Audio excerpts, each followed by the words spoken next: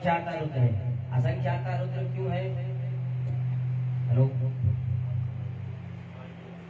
जब दक्ष प्रजापति ने यज्ञ किया था तो यज्ञ में उन्होंने शिव जी के अपमान के लिए शिव जी को आवाहन नहीं करा।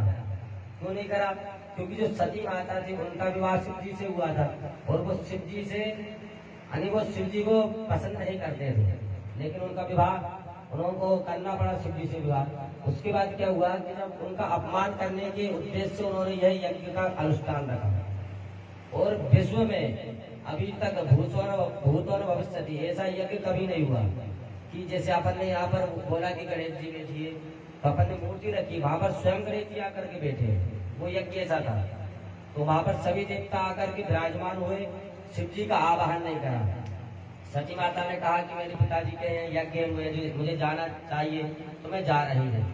शिव जी ने मना करा कि बिना बुलाए कहीं पर नहीं जाना चाहिए, चाहे वो माता पिता का घर हो, लेकिन वो इस बात को मानी नहीं और वो चली गई। जब वहां पर गए तो उन्होंने देखा कि शिव का कोई स्थान नहीं दिया, एक पीठ बना दिया हो, आसन लगा के कोई स्थान नहीं दिया, तो वह रुष्ट हो गई और उन्होंने अपने पिता से बोला कि ऐसा क्यों करा।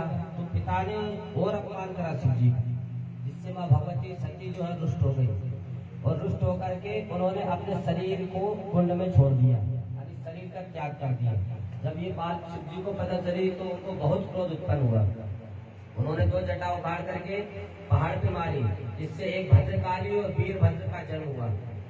वीरभद्र भद्रकाली ने हाहाकार करते हुए सारे जो दक्ष के सेनापति या सैनिक थे सभी का वध कर दिया और आखिरी में वीरभद्र ने दक्ष की गर्दन काट दी।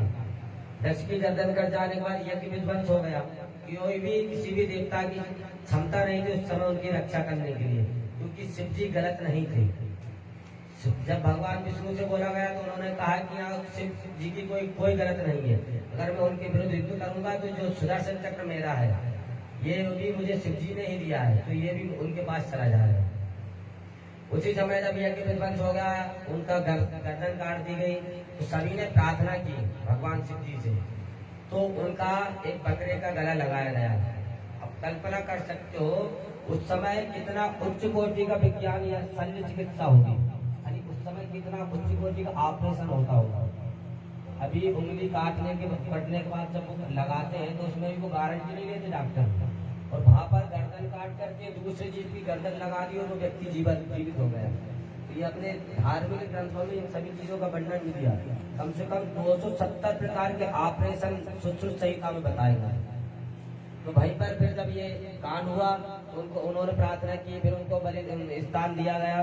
तो वहीं पर उसी समय से भगवान शिव का सबसे अलग से एक स्थान दिया जाए। अगर ये स्थान नहीं देते तो संभावना अपनी एक की विध्वंसता की भी रहती, इसलिए भगवान शिव के निमित्त बड़े प्रेम पूर्वक आहुति प्रदान करें। हरि ओम असंख्याता सहस्राणि